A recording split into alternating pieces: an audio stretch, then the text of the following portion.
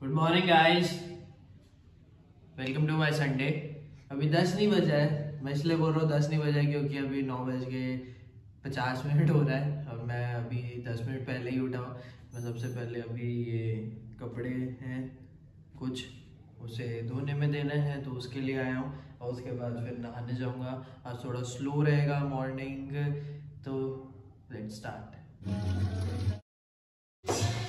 Finally नाश्ता खाना पीना जो भी है वो कर लिया गया है और अभी जाकर हम एक बुक के बारे में समझेंगे जिस तरह आपको बता सके। 11:25 हो चुके हैं। ओके, तो अभी ना मैं सबसे पहली चीज़ ये करना है मेरे को कि मुझे एडिट करना है, उसके बाद ही मैं और कुछ करूँगा। फाइनली 10 मिनट पहले मेरी एडिटिंग कंप्लीट हो चुकी है और अभी मैं स्टार्ट करता हूँ अपने कोर्स के साथ। उसको 1 घंटा देता हूँ, उसके बाद फिर एक काम है जो मुझे आज देखना ही है।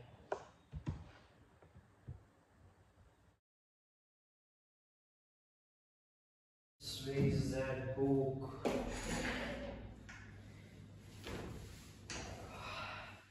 Subtle Art of Not Giving a Fuck।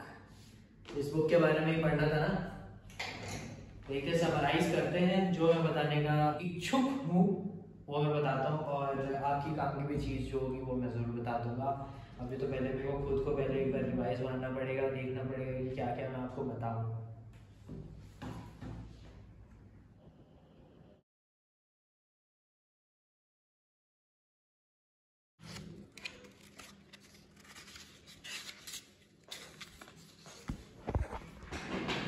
First chapter को बस मैं अभी किया हूँ।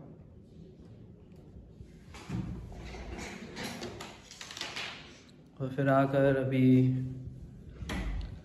चैप्टर्स बचे हुए हैं वो कंप्लीट करूँगा। समराइज तरीके से मैं बताने वाला हूँ आपको, तो आप वीडियो देखते रहना क्योंकि मेरे को ये शाम से पहले कंप्लीट करना है और अभी खाना खाने का टाइम हो गया है।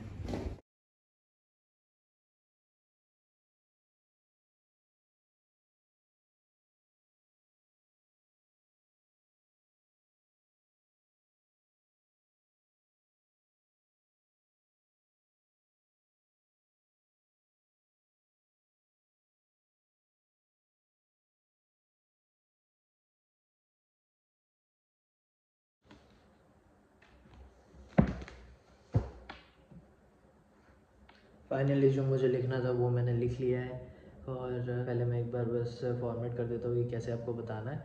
ज़्यादा नहीं, थोड़ा बहुत ही चीज़ बताऊँगा, तो प्लीज़ वीडियो को देख लेना। एंड एक समरी है जो मुझे समझानी है, आपके लिए अच्छी होगी। Subtle art of not giving a fuck, बहुत पुरानी बुक बोल सकते हैं। अप्रॉक्स कुछ 7 साल प्लस हो चुके हैं इस बुक को आए हुए।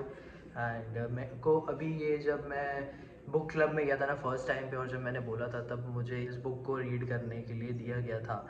And then I started and slowly I read. Now इस बुक से कुछ लेसन्स हैं जो आपको भी समझनी चाहिए क्योंकि मैंने तो समझी है।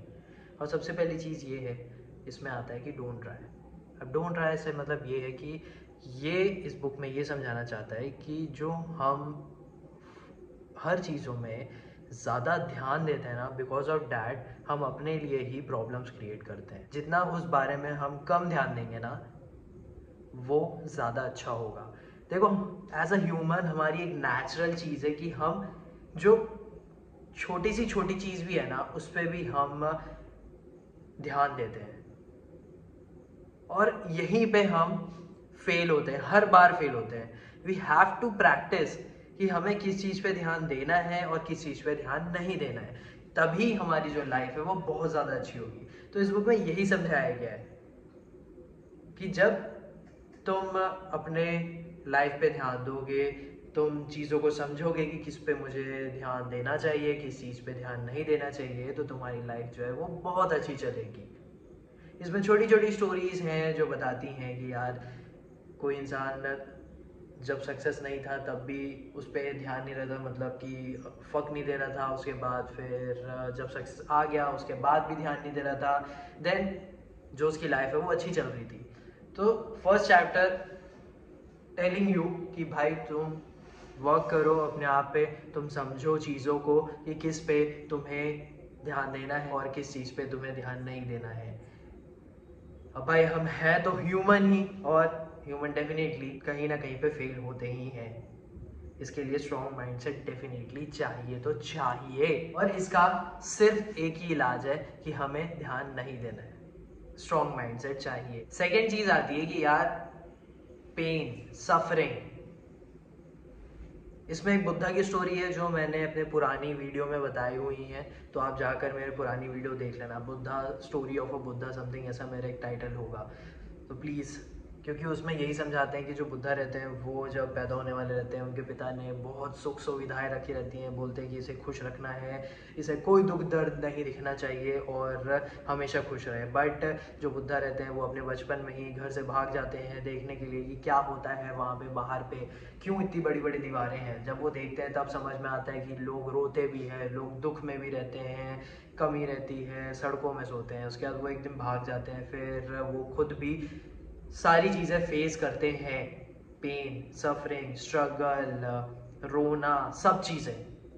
उसके बाद फिर वो डिसाइड करते हैं कि मैं अपने एक मेडिटेशन में बैठूंगा, मेरे को अपने पिता के टाइप लोगों के लिए काम करना है, बहुत ज़्यादा काम करना है, तो मुझे देखना है, समझना है कि किस पे मैं काम कर सकता हूँ, क्या अवेयरनेस के लिए मैं लोगों के लिए क्या कर सकता हूँ करके। तो तुम पेन से नहीं भाग सकते, तुम्हें पेन को एक्सेप्ट करना पड़ेगा। पेन जब होगा तभी तुम्हारा आगे इम्प्रूवमेंट होगा, ये एक प्रोसेस है। आगे भी इस बुक में ये चीज़ दी हुई है, अगर प्रॉब्लम नहीं होगी ना तो तुम्हारा कोई इम्प्रूवमेंट नहीं होगा।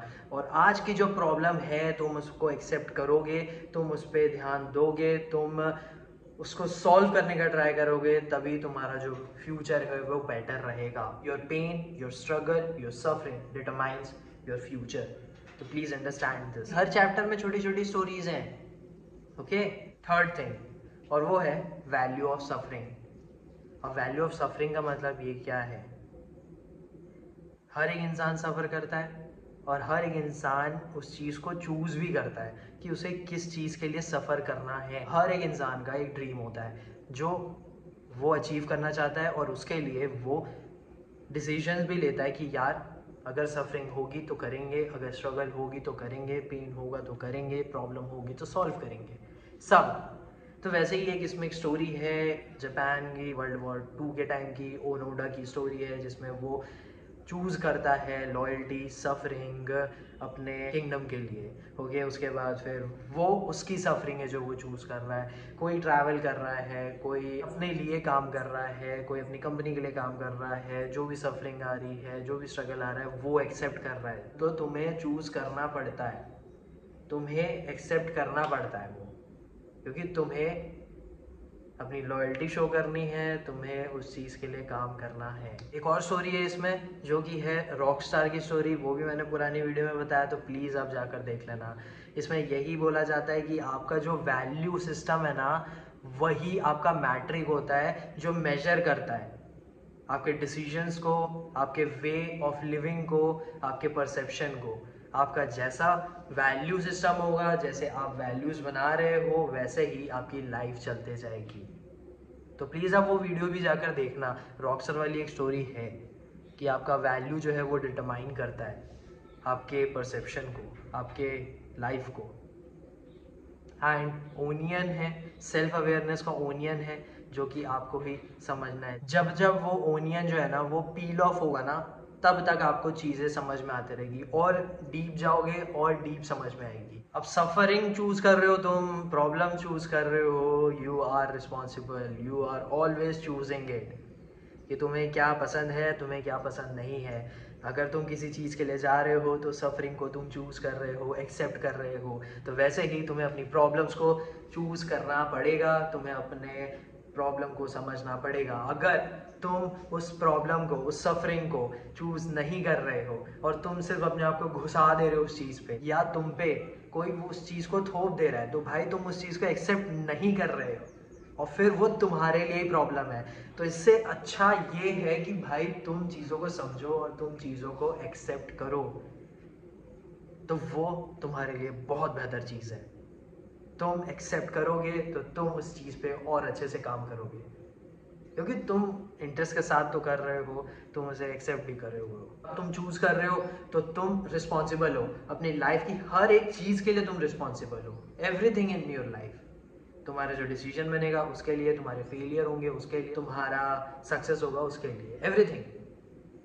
तो आर्किटेक्ट बनो, बिल्ड करो और वर्क करो, देखो समझो, वैल्यूज़ क्रिएट करो। मैं पहले भी बोला हूँ, तुम्हारे वैल्यूज़ जो हैं वही डिटरमाइन करेंगे तुम्हारे डिसीजन मेकिंग को, तुम्हारे चूजिंग को, तुम्हारे एक्सेप्टेंस को, तुम्हारे परसेप्शन को। एक चीज़ और है, चूज कर रहे हो तुम, वैल्यूज़ अच्छे हैं, बट हम जो है ना वो एफिशिएंट होते हैं, एक्यूरेट नहीं होते हैं।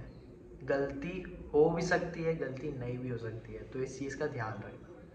And next thing is, failure is the way forward. Failure होगा तब तुम आगे जाओगे। हर एक छोटी छोटी फेलियर्स होती है, हर एक छोटे छोटे मिस्टेक्स होते हैं, और वही तुम्हें इम्प्रूव करते हैं। एवरीथिंग हैज़ अ प्रोसेस, तुम्हें उस प्रोसेस को फॉलो करना पड़ेगा। तुम फेल होगे, तुम्हें चीज़ें समझ में आएंगी, tiny tiny mistakes, tiny tiny failure, everything. Okay, ये है पॉइंट जो मैंने बोला कि जो पेन है is a part of process.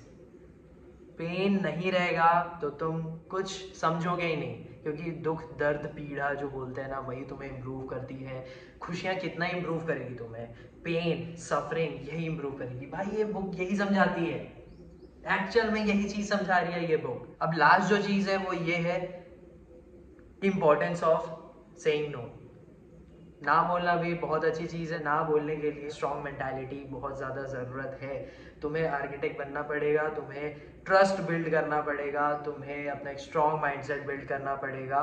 तुम्हें इसमें बताता है कि रिलेशनशिप जो है वो हेल्दी और अनहेल्दी क्या होते हैं। Trust is very important, responsibilities are very important, understanding is very important, और saying no is very important. तो ये चीज़ें हैं जो मुझे समझानी थी, यही पॉइंट है, तो आप प्लीज़ समझ जाना।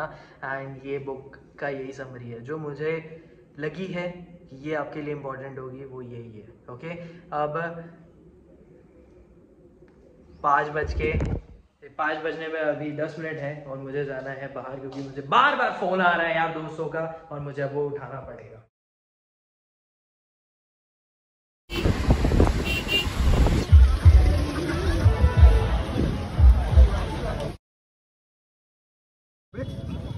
जलेबी लाना था।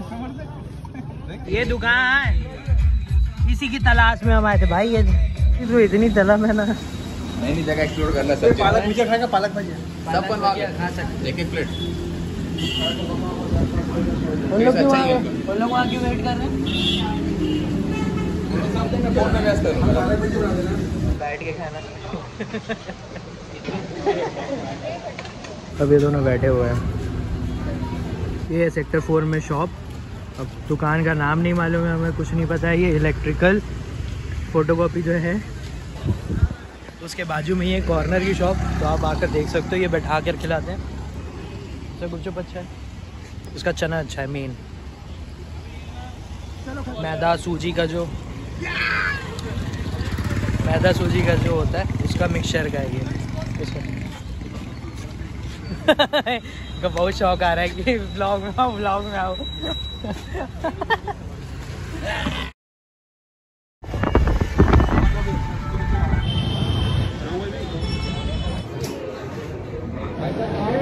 हाय फ्रेंड्स, हम बैठे हैं अभी 90s में, और ये है हमारे कांच का व्लॉग।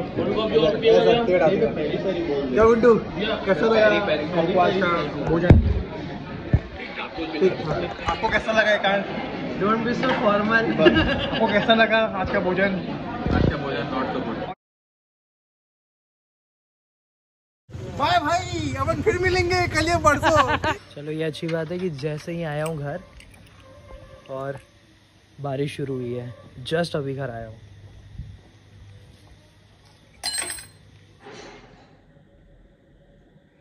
ग्यारह बजने में सिर्फ 3 मिनट बचे हुए हैं और आज के दिन को मैं समाप्त करता हूँ, क्योंकि बहुत लंबा दिन हो गया है। बुक के बारे में मैंने समझा दिया है। मेरे को पहले लग रहा था कि यार मैं थोड़ा सा चीज़ को ऐसा करता हूँ, क्योंकि बहुत जगह पे आज घूमना हो गया है खाने का, बट स्टिल फिर मैंने बोला चलो सब डाल देंगे आज, क्योंकि संडे पूरा ही लग गया है। और फिर आज जैसा भी मेहनत की है, मतलब जो भी पढ़ा है तो वो भी मेरे को बताना ही था, तो वो भी मैं बता ही देता हूँ। तो बुक का वो हो गया, और उसके बाद फिर घूमने गए, फिर 3-4 जगह गए हैं हम आज। Yes sir, it was a good day, क्योंकि अब मैं समाप्त कर रहा हूँ तो इसलिए मैं बोल रहा हूँ it was a very good Sunday. और अब मिलते हैं आपसे नेक्स्ट वीडियो में। आई रियली होप कि आप चैनल को सब्सक्राइब करेंगे और मुझसे कनेक्ट रहेंगे। ओके, मिलते हैं आपसे नेक्स्ट वीडियो में। Thank you for watching.